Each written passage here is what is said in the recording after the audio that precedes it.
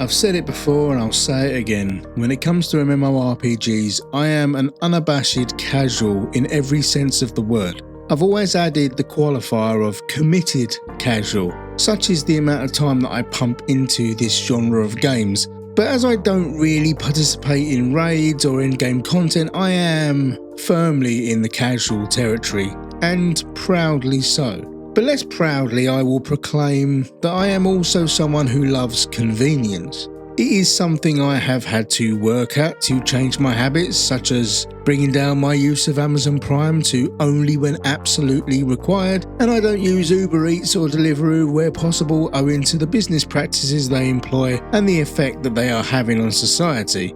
But as a man who has on a number of occasions in his life paid way over the odds to obtain something without friction, or got on a mini cab from one side of London to the other when completely baked because I just can't be arsed, I am, it's safe to say, susceptible to the allure of convenience. But somewhere I have perhaps avoided the draw of convenience is in MMORPGs like World of Warcraft. In my last video about WoW, I said how I had never used a single add-on or macro in all my time playing the game. Now, admittedly, these could have provided me with the type of convenience that I crave in other areas of my life, but mods and macros have always seemed a little strange and unknowable to me. Perhaps it just felt like it might be too much hassle to set them up, who knows. My brain doesn't exactly conform to predictable patterns of thought. Anyway, recently, WoW Retail released an update that featured this little baby.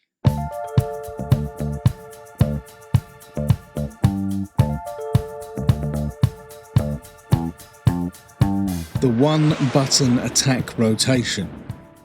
I didn't consider it at first, but the other day I logged into an old alt character and when changing specialisation, I saw it at the top of my spellbook and I thought that perhaps I should have a little go with it.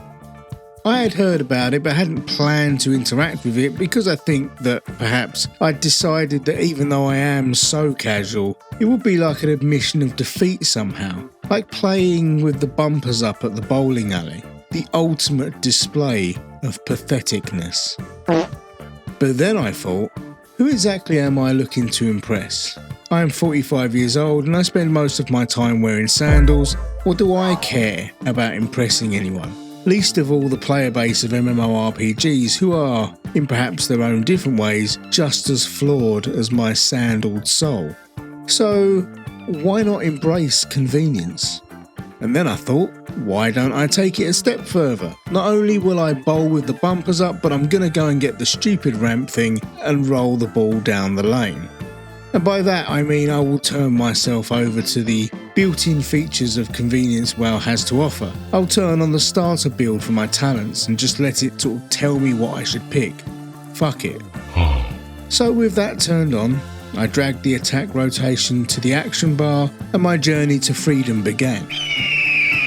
Now there are some downsides to the one button attack rotation in as much as that you can't set it up to cycle through the skills that you choose. It will just add in attack skills that qualify.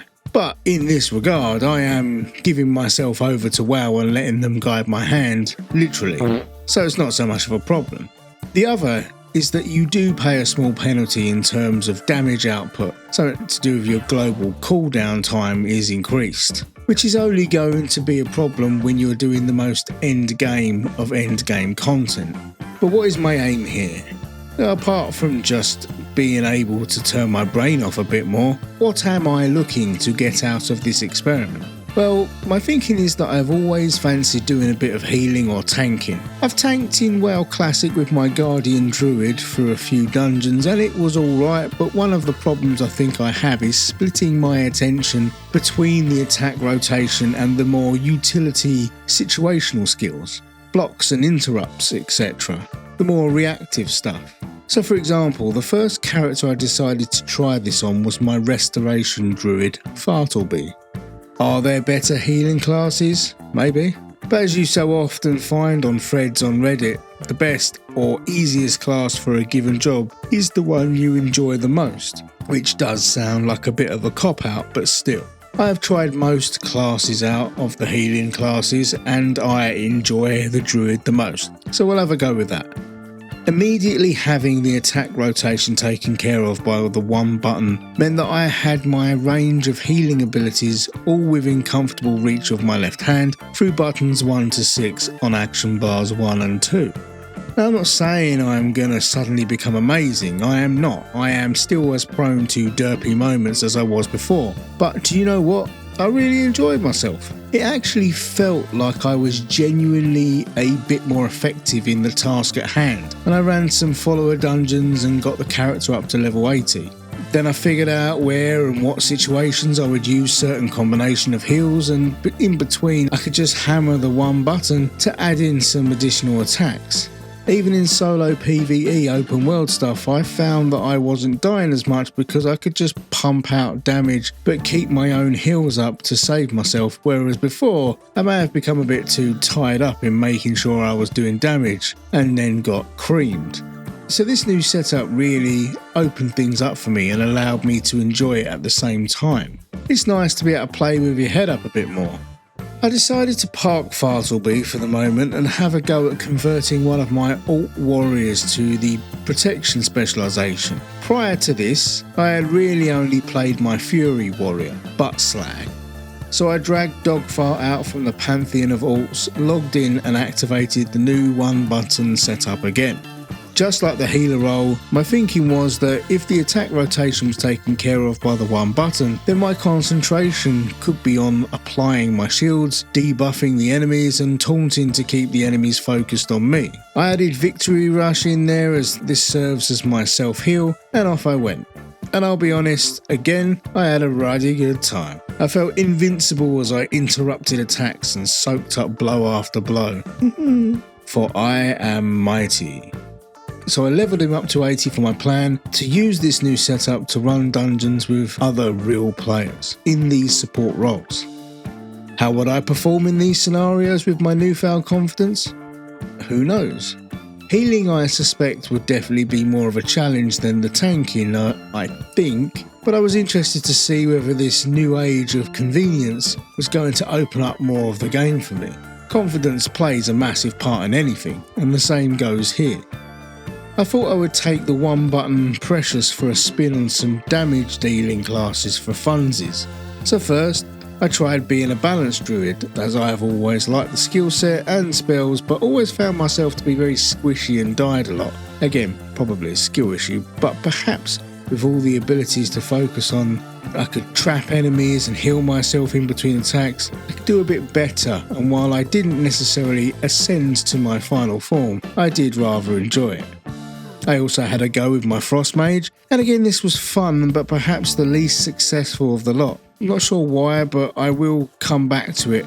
Something just didn't feel as good about the rotation of attack skills it uses. The final one I tried was my Gnome Destruction Warlock, and to be honest, the new setup just made this really easy and fun to play. I never really had too much of a problem with this one anyway, but it just felt comfy and enjoyable. At present, you can't really customise what it is doing within those attack rotations, like changing the skills. Well, save for not picking a certain skill so they are completely absent and therefore unavailable, but the system will use different skills based on cooldowns available and distance from target, etc. And so on and so on. There are a couple of times, mainly with my Frost Mage, where it felt like it would put a short distance ability into the rotation when there weren't any target enemies in range of it. Another time it kind of glitched out and wouldn't cycle to the next attack and I had to log out and back in again, so there were a couple of little hiccups, if you will, but minor relatively. But other than that, I found the whole experience rather liberating. But did it really allow me, an honest man, a simple man, an innocent man, with a limited ability to perform these integral roles and not completely embarrass myself?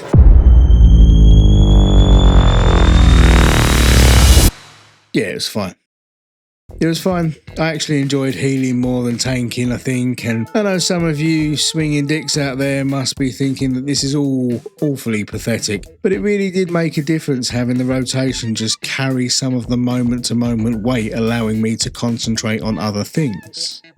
And if this even remotely leads to removing a bit of a barrier to tanking or healing, then having more tanks and healers around can only be a good thing, can't it?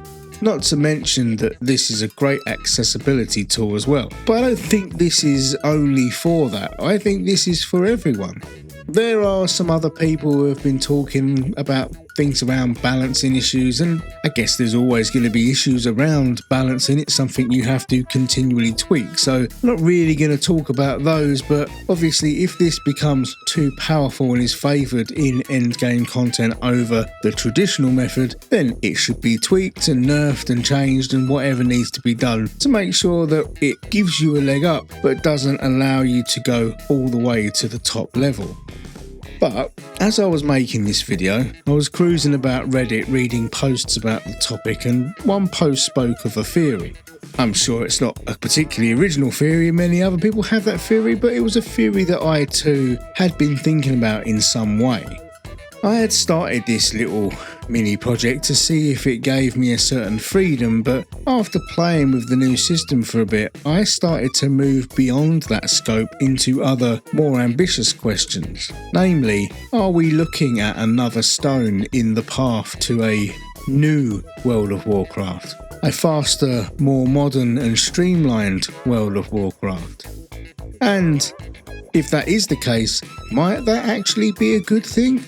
Now, in relation to the former, I mentioned the Redditor with a theory previously, and that theory is that employing new features like this that effectively reduce the amount of buttons needed was a way to move towards making WoW available on consoles. I don't know if that will be the case, but I do think that trimming the fat in terms of the glut of skills available that you can equip to your ever-expanding action bar might be a good thing.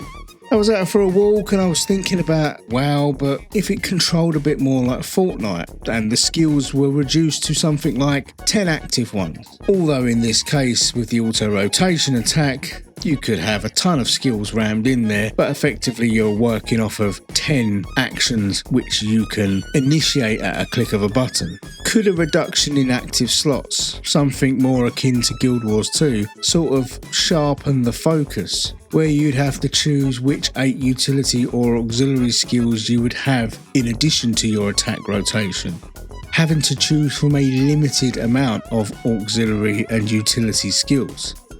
And I would also like to see the ability to edit what skills are in your attack rotation. I often see threads and comments that speak of things being bloated by this point, and let's be honest, they are. Are all these little things nods to a transformation coming? Could you change the game so much this late in? How much would the fans allow you to change the game that they've always known? Or does it have to be something new? I just wonder if Blizzard are fixing to take on a newer generation of games that are hogging the limelight. Ultimately, is change really that bad? Is there an argument to say that they need to change and they have to roll the dice now? Blizzard are still successful and have many subs, but they are now owned by Microsoft and they have just done a load of layoffs for other things and in other areas at time of recording. And this is the sort of thing that happens with alarming regularity these days. Can WoW survive without bringing in new players? And is there a point at which it is too late to try and engage those markets? But maybe there is more merit in the prepping for the console theory. Certainly ArenaNet are going for it with Guild Wars 3 in production, with rumblings about it being designed with console in mind. Throne and Liberty was designed with a console audience in mind, even if it didn't really hit its mark. Is this the future of mmorpgs? Cross-platform console and PC? If this is the case, then would this likely mean a sort of dumbing down of the game as it is now to fit within the new restrictions of another platform, which in itself, maybe many would say that that's what's been continually happening. Maybe this is where it's all been heading. I think the only time I will truly worry will be if we see WoW go up on Game Pass or something, but otherwise, I'm totally up for more change. We have seen that we can preserve the game's memory and history in different versions running concurrently with the classic servers, and with an aging player base, we don't know how long we've got left, so we should get real weird with it.